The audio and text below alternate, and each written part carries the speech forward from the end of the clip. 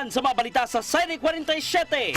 Mitumaw ang kagubot human nga pipila ka mga manindahay sa karbon ang misupak sa pagbalhin kanila sa laing lugar.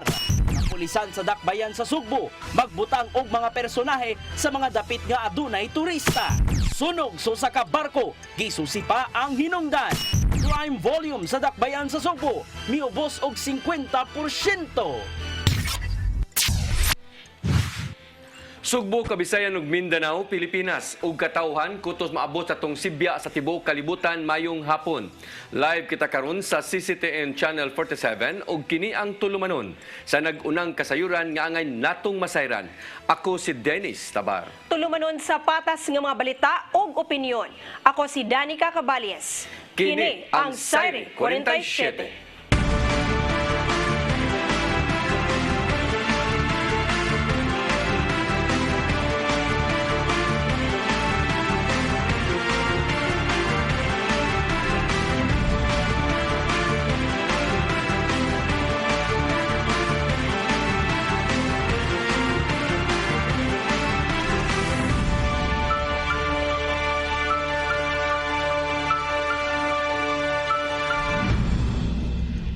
Og karon sa kumpletong detalye sa mga balita, komosyon mitumaw sa pagpahigayon sa clearing operation sa pipila ka mga manindahay diha sa Carbon Public Market. Human nga dunay mga manindahay ang nisupak niini og nagdumili sila sa pagbalhin sa laing pwesto. Ang kasayuran ihatod ni Decime Padilla.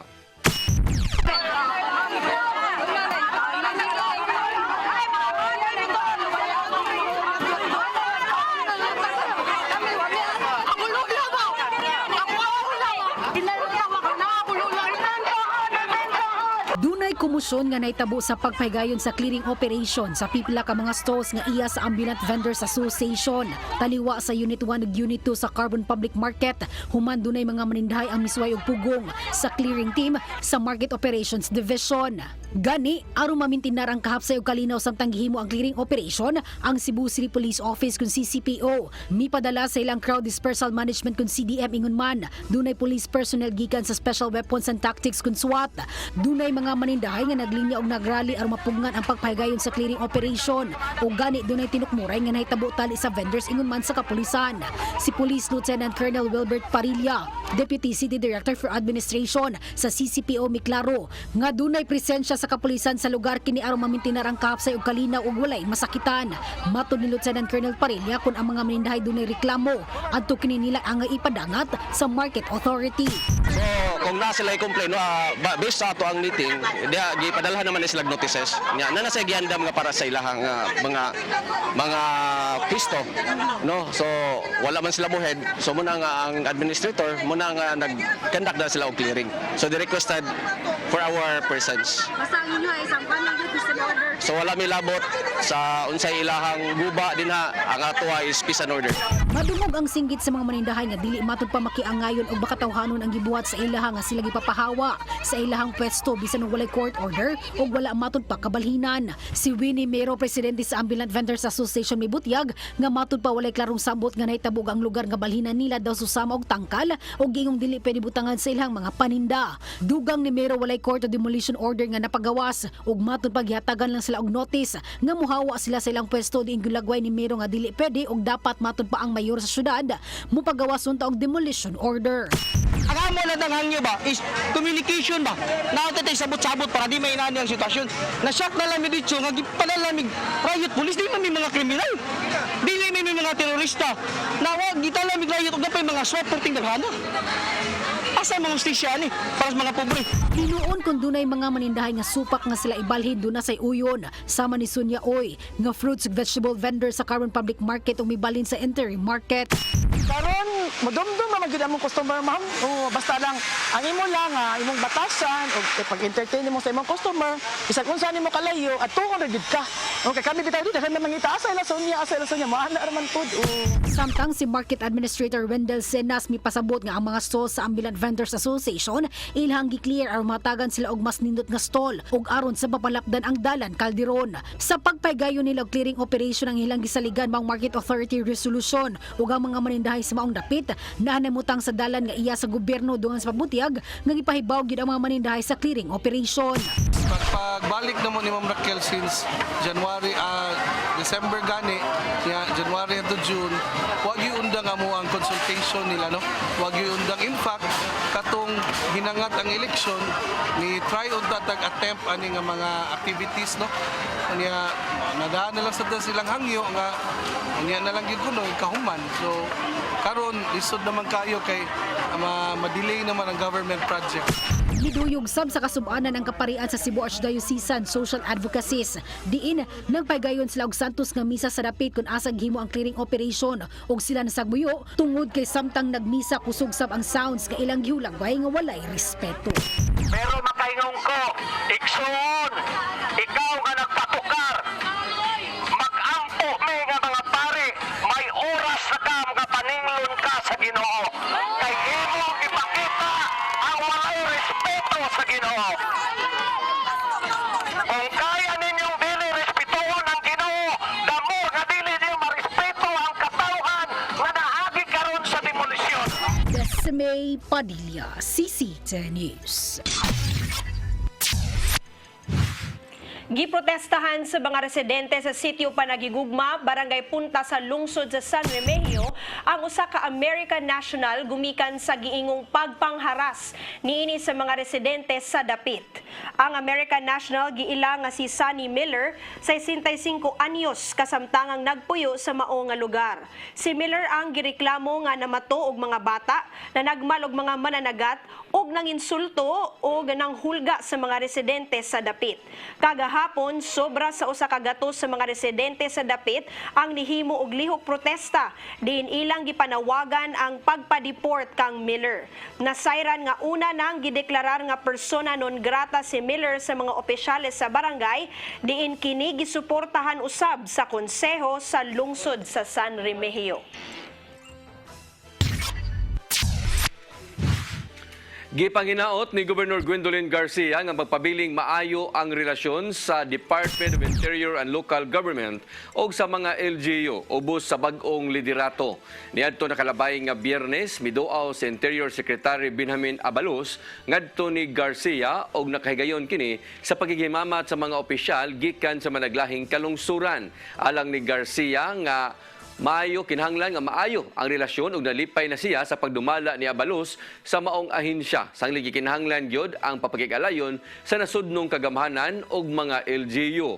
Kayno duman nga nakasumpake ang Kapitulyo ug ang DILG ubos ni Secretary Eduardo Anyo tungod sa COVID response din alang sa gobernador dili makiangayon. Mipasalig usab si Abalos nga andam siyang moabag sa mga panginahanglanon sa matag lungsod. Gi-turn over kagahapon sa kagamhanan sa syudad sa Lapu-Lapu ang water tank ngadto sa Sitios Pupa, Sutunggan, Barangay Basak. Ang maong kalihukan gipanguluhan ni Lapu-Lapu City Mayor Junard Ahong Chan nga gitambungan sa mga representante sa Bureau of Fire Protection, Disaster Risk Reduction and Management Office kon DRRMO, konseho sa syudad ug mga residente sa dapit. Ang water tank magamit sa mga residente hilabi na sa panahon sa katalagman sama na lang sa sunog. Gawas niini magamit usab ang tubig sa mga residente alang sa ilang adlaw-adlaw nga panginahanglanon. Gikatakda nga molarga si Vice Gobernador Raymond Garcia karong semanaha didto sa kauluhan aron tabangan si Mayor Michael Rama sa kampanya niini. Nasayran nga tinguha ni Mayor Rama nga magpapili sa pagka-presidente sa League of Cities of the Philippines. Uban ni Garcia sa pipila ka mga konsehal sa siyudad sa Sugbo isip pagpakita sa suporta sa kandidatura sa mayor. Kayno duman nga nagsilbing acting mayor si Garcia sukad niadtong Hulyo 11. Human nga nag-leave si Rama duha na kasimana. Nagmalaumon si Garcia nga mapili si Rama sa pagka-presidente sa LCP.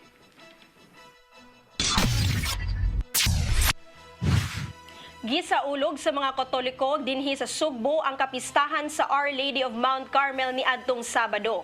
Nahimong espesyal ang maong selebrasyon, humanango ang papal nuncio sa Pontifical Mass sa usa sa mga simbahan sa Dakbayan sa Sugbo. Ang kasayuran ni hatod ni Gian Navarro. Giselebra sa mga Subuanong Katoliko ang kapistahan sa Our Lady of Mount Carmel niadtong Sabado. Espesyal ang nahimong kasaulugan, ilabi na diha sa Archdiocesan Shrine of Our Lady of Mount Carmel sa Barangay Kalungsuran, Dakbayan sa Sugbo. Gipanguluhan ni Papal Nuncio to the Philippines Archbishop Charles Brown ang Pontifical Mass, din gitambungan kini sa mga deboto sa mahal nga inahan. Miduyog usab sa selebrasyon silang Cebu Archbishop Jose Palma ug mga auxiliary bishops nga silang Monsignor Medifil Billones ug Monsignor Ruben Labajo. Mas may nungdanon ang kapistahan human nga nimong Archdiocesan Shrine ang Our Lady of Mount Carmel Recoletos niadtong Abril. Dungan usab kini sa ika-400 nga anibersaryo sa Carmel Devotion sa Kabisayan ug Mindanao.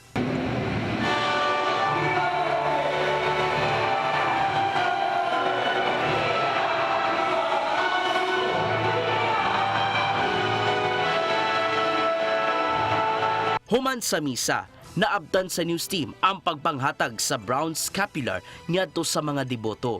Mao kini ang sentro sa nimong wali ni Archbishop Brown ug gipasabot nini nga ang Birheng Maria kanunay nga nagmahal ngadto sa matag usa. Kini pinagi sa eskapularyong gisulob isip pagpanagang dungan sa hugot nga pagtuo. Scapular is Mary's way of protecting us. It's Mary's clothing. It's not white, it's brown, like the habit of the Carmelite order. But it's a sign of Mary's special protection on us. Dako ang kalipay sa Papal Nuncio human nangulo sa Pontifical Mass alang sa kapistahan sa Birhen sa Carmel. Gipanghinaut nini ang padayong pag-ampo alang sa kaayuhan sa Sugbo ingon man sa mga Sugboanon. So I want to encourage you to deepen your faith, to continue that faith, and as you do, to spread that faith not only all over the Philippines, but indeed all over the entire world. Mubalik si Brown sa Sugbo sa umaabot pang panahon aron panguluhan ang pag-ordinate ngadto ni Monsignor Labajo isip auxiliary bishop sa Archdiocese of Cebu. Gian Navarro, CCTN News. Musunod, kapulisan sa Dakbayan sa Sugbo magbutang og mga personnel sa mga dapit nga adunay mga turista. Kana ugupan pa mga balita sa pagbalik sa Sayre 47.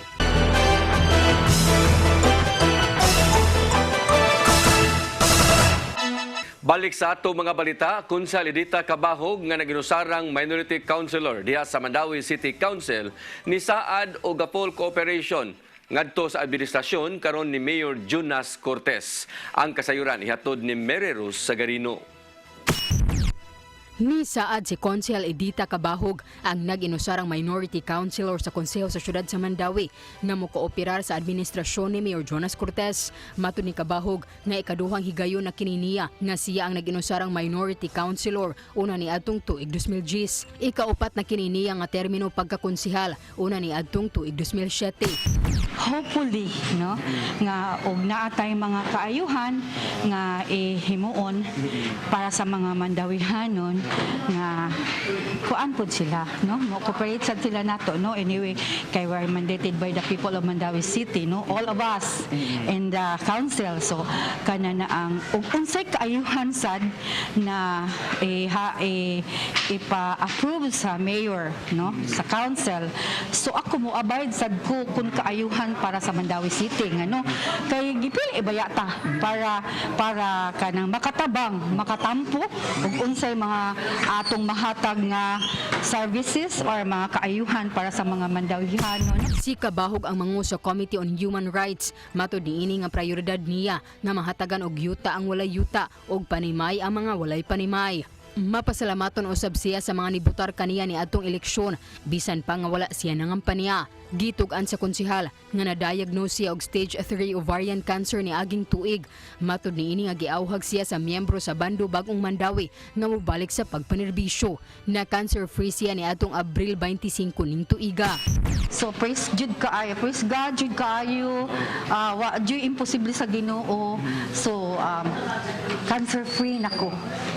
Nga praise the Lord jud kaayo kay ngano daghan kaayo siya gihatag na kong pinaskuhan pagka December nga yung the time cancer free nako unya kanang pagkaron jud na continue siya pagka April so mao to na nya gidaghan pa jud ko bonus gipadakon pa jud ko diya sa as a council or sa election nga bisan wa ko ka kampanya. Mary Rosa Garino, CCTN News. Gikalipay ni Daan Bantayan Mayor San Shimura ang pagpili kaniya isip bagong presidente sa League of Municipalities of the Philippines Cebu Chapter. Maong mipasalig kini nga mapalambo pa ang turismo sa Sugbo pinaagi sa panaghiusa sa ilang mga kaubanan. Ang kasayuran ni hatod ni Gian Navarro.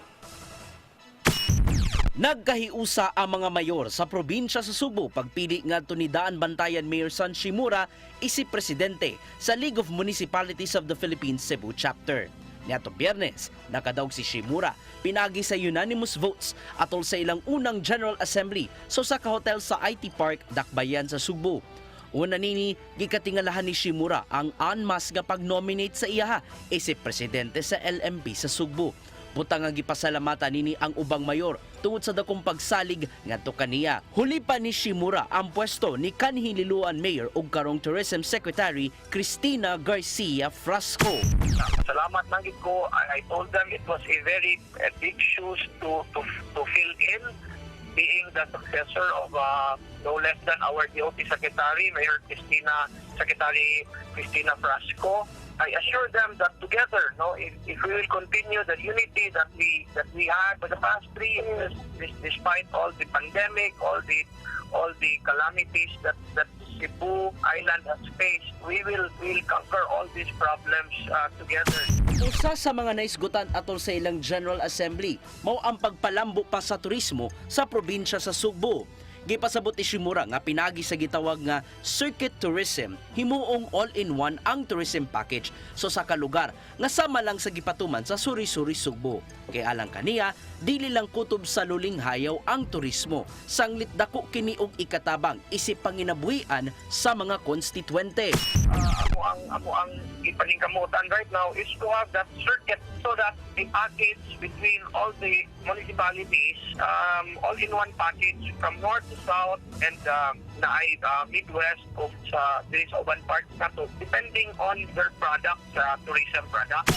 Ipalabang sila og unang resolusyon atol sa ilang assembly nga mao ang paghangyo kang President Bongbong Marcos nga hinay-hinayon lang ang pagpatuman sa Mandanas ruling sudso sa kalungsod. Kinitud kay maapektuhan nini ang pagbahin sa pundo alang sa infrastructure projects sudso sa kalugar. Sa wala pa ang maong pagkadaog, gipasalamatan ang daan ni Shimura silang Garcia Frasco o Gobernador Gwendolyn Garcia sa endorsong gihatag ngadto kaniya. Gian Navarro, CCTN News.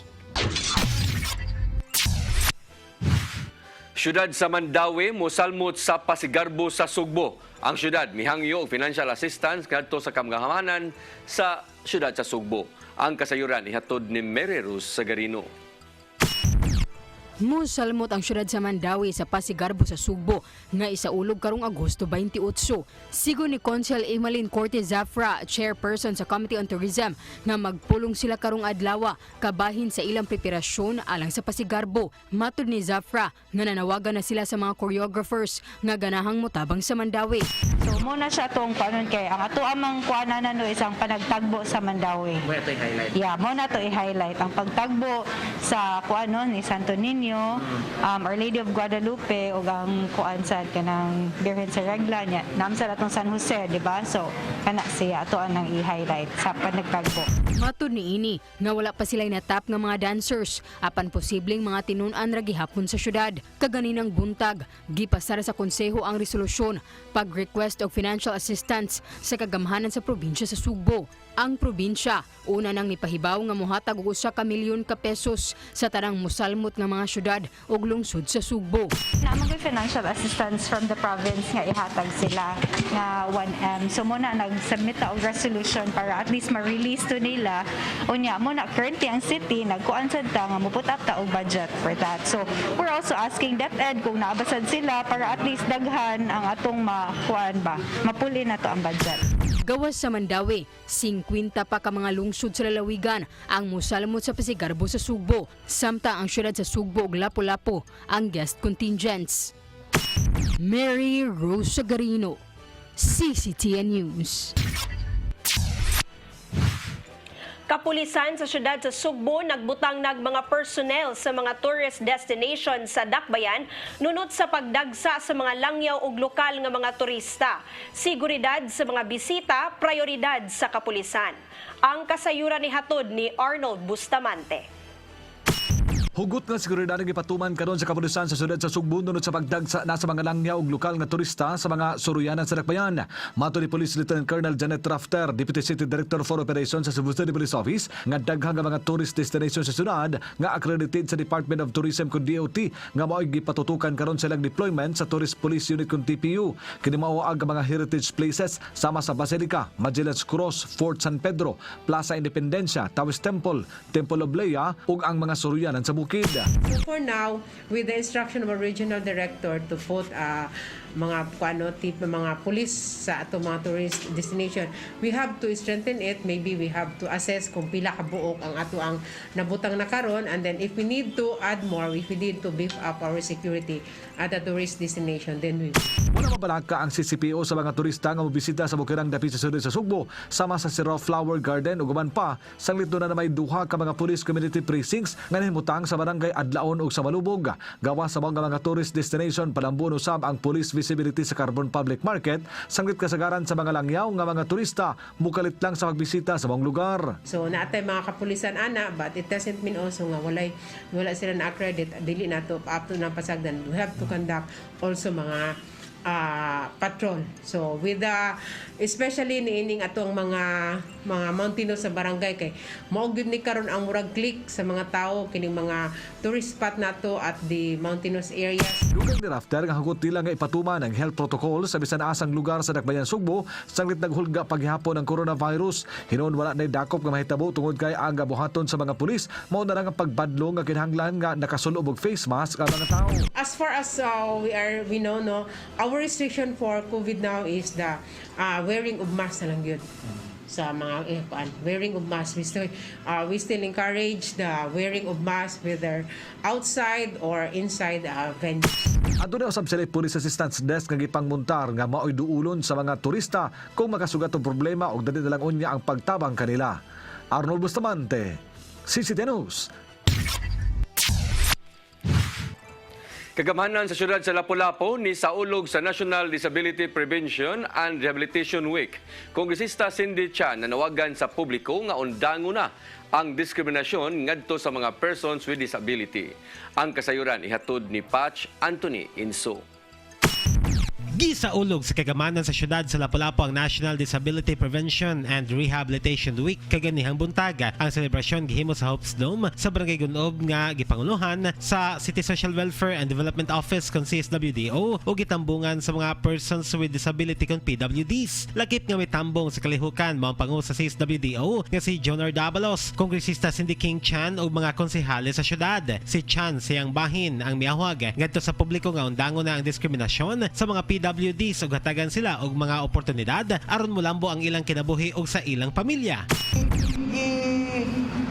Isama ra mo sa physically complete person, no? Walay mga babag para maka-enjoy, maka-access mo sa mga oportunidad na makahatag o kalabuan o makahatag ninyo o maayong kinabuhi. Ipahibaw usab ni Chan nga nakigalayo na siya sa Department of Social Welfare and Development kun DSWD-7 alang sa pagpaambit sa mga nagdaiya nga mga serbisyo sa ahensya. Iyang gidugang nga dideploy na sab ang DSWD-7 ug duha ka mga staff ngadto sa iyang opisina aron may moasikaso ug motutok sa mga nanginahanglan og tabang. Naghatag na siya og duha ka social worker para sa Congressman's office sa atong bakbakan para motutok sa mga nagkinahanglan, no? Pwede mo ari sa akong office na na natay social worker na mutabang ninyo. So, ang atong office na sa Tourism Building. Nasayran nga ang National Disability Prevention and Rehabilitation Week. Ang gisaulog karong tuiga pinagi sa tema nga working with government in achieving equal access to education, employment, and livelihood towards empowerment of person with disability. Foch and Finny Inso. CC Tianus. Mosunod! Sunog sa usa ka barko, gisusi pa ang hinungdan. Crime volume sa dakbayan sa Sugbo miubos og 50%. Kana og uban pa mga balita sa magbalik sa Sayre 47.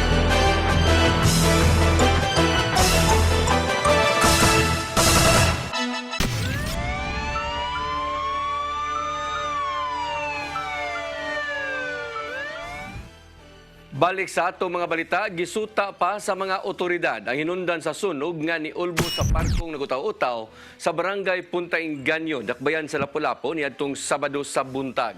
Naangol atol sa maong insidente ang duha ka mga crew nga mga sa maong barko nga silang Jerel Joy Narte, human nalgisod og ginhawa og Jundel Kabahog kinsa dunay paso sa iyang likod. Matod sa Philippine Coast Guard ug sa Lapu-Lapu City Fire Office nga naasod sa barko sa TransAsia 1 ang 8 ka mga crew members nini atol sa sunog. Dali hinuon silang na-rescue sa mga sakop sa disaster team human miresponde ang mga kabombiruhan aron pagpaong sa dako nga kayo. Gisubay pa sa kadagkuan sa TransAsia kung unsay hinundan sa maong sunog nga nakaguba sa maong barko. Nasayran nga ang maong barko dugay na nga nag-angkorahe sukad pa ni adtong Disyembre sa 2021 tungod sa bagyong Odette. Subsub na ang pagpangandam sa Cebu-Cordova Link Expressway Bridge aron gamiton sa umaabot nga Ironman 70.3 Triathlon Competition karong Agosto. Gawa sa kahapsay sa dalan, gisiguro sa mga tagtungod ang kaluwasan alang sa mga musalmot. Ang kasayuran ni hatod ni Gian Navarro. Gipadali na sa mga kadagkuan sa Cebu-Cordova Link Expressway Corporation ang pagpangandam sa taytayan aron magamit sa umabot nga Ironman 73.3 Philippines Competition karong Agosto 7. Human mo langoy gikan sa kadagatan sa Mactan, laumang moagi ang 1,800 ka mga partisipante sa inilang CCLEX Bridge sakay sa ilang mga bisikleta. Alang sa mas luwas nga pagpahigayon, nakig-alayon ang CCLEX Management ngadto sa mga opisyal sa dakbayan sa Sugbo, Lapu-Lapu ug lungsod sa Cordova. Bato di CCLEX President Alan Alfon nga ipang-deploy usab ato sa kompetisyon ang ilang emergency ug medical team sa palibot sa taytayan. Kini aron masiguro nga walay maangol o magpabiling maayo ang dagan sa kompetisyon. You notice right now as you access CCLEX, there are certain sections or certain days of the week that there are traffic cones, no? So at times there are just one lane that you can use. So part of that is the ongoing enhancements and completion of the remaining outstanding work. Samtang nagpadayon pa ang pagpanindot sa mismong taytayan, isip kabahin sa ilang pagpangandam sa kompetisyon. Matudusab ni Alfon, nga hapit ang mahuman ang Pilipo-Gabi Coastal Road, diha mag-abot ang mga motorista mulabang sa taytayan. Samtang isgutan nini uban ni Mayor Mike Rama ang pagpanirauna sa South Road Properties atol sa kompetisyon. So that route will be used by the Ironman from Mactan New Town, where the swimming event starts, and then probably day bike all the way to CCLEX via Agos, Maribago roads, and then down to that new road, the Gabi Coastal Highway, and then straight to CCLEX and SRP. Sa labing unang higayon, gamiton sa Ironman competition ang CCLEX Bridge. Isip kabahin sa 90.1 kilometer bike leg race. Diha magtigi ang mga partisipante gikan sa 40 ka mga nasod, gikan na sa paglangoy, pagsikad, hangtod na sa pagdagan paingon sa finish line. Gian Navarro, CCTN News. Giklaro sa Papanunsyo of the Philippines nga si Archbishop Charles Brown nga siya mismo ang mobisita sa Dagupan City karong Agosto 4 og dili si Pope Francis. Kini human nga nakaangkon og halapad nga reaksyon sa post ni Lingayen Dagupan Archbishop Socrates Biligas kabahin sa pagbisita sa Santo Papa. Apan paglabay sa usa ka oras gitangtang ang mao nga pahibaw ug mitataw nga si Archbishop Brown lang ang mobisita sa inisgutan nga dapit. Panguluhan mismo ni Brown ang santos nga misa sa Dagupan Cathedral ug bendisyonan niini ang retablo aron ibutang ang imahen sa Our Lady of Manawang. And I think that's the message that the Archdiocese was trying to communicate in that Facebook posting. So the Pope is not coming, but his representative is.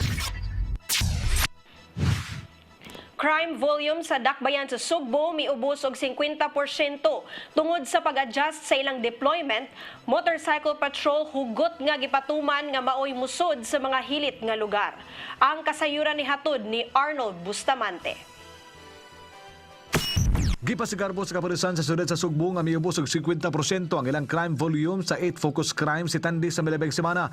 Mato ni Police Lieutenant Colonel Janet Rafter, Deputy City Director for Operations sa Cebu City Police Office, nga silang misaka ang krimen sa dakbayan Sugbo. Mihimo dayon silang innovation sa deployment. Usa silang gihimo mao ang pagpatrolya gamit ang mga motorsiklo uban sa mga force multipliers nga mosulod sa mga interior portion sa kabaranggayan. Ang mong pamaagi una nilang gihimo sa diha nga misaka pag-ayo ang kaso sa coronavirus din kadto nga mga magstandby diha sa kilid sa karsada ilang pamadlungon ilabi na panahon sa laom na nga gabi. Giila kini nga best practice sa nanglabay nga mga buwan sa kapulisan sa dakbayan Sugbo uban sa task force kasaligan.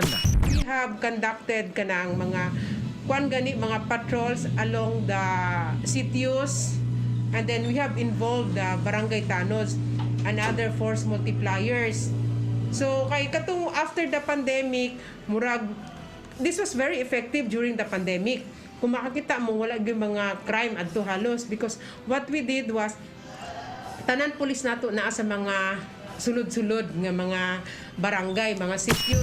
Samtang gidakdang ikihan usab sa kabanay nitong babae nga gipusil patay sa sitio Kabayutan, Barangay Duno Fatima, netong Sabado sa kadlawon. Mato ni Rafter nga ang kabanay ni alias Negra Bituon miila na sa suspitsado ug ipaabot na lang nga malubong kini una sila mo pasaka og kaso. So for sa inyong query about the Duno Fatima incident, it's good nga the family are really willing to file the case. So ingon lang sila nga hatagan sa silang time para ayos sa nila ilahang pamilya. Drugas ang usa sa motibo sa krimen nga magitan usab karon sa kapulisan apan wala usab nila wada ang ubang mga anggulo sa mga insidente. Arnold Bustamante, CCTV News. Lamdag, uban ni Tatay Dodong Limchua. Kung ikaw nagatubang karon og kalisdanan, ug ang imo bang mata tuwa lamang mututok dining maong kalisdanan. Lagmit dili mo na hinon makita ang imong gikinanglan nga imo naman di ay nangkon. Kita kipahinumduman bayan nini diya sa Salmo 103:2 nga nagingon, daygang Ginoo kalagko ug ayaw kalimti ayang pagkamaluluyo. Apan kanunay gyud kitang malibog kay taliwala sa tong problema ang kahadlok ug kabalaka mo ay naghari dinhi karato. Busa hinumdumi gyud nga ang Ginoo maluluyon ang iyang gugma dili tugkat.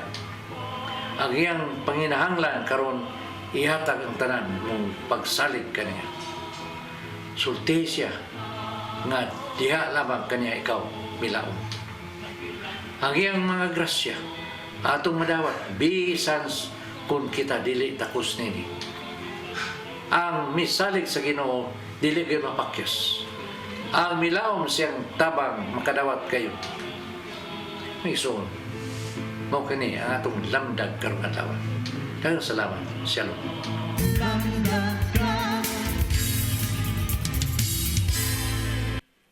Mo kato naglangkob sa atong mga balita sa Sayre 47. Ako si Dennis Tabar. Ako si Danica Caballes. Hangtod ugma sa inyong paboritong tulumanon. Sayre 47.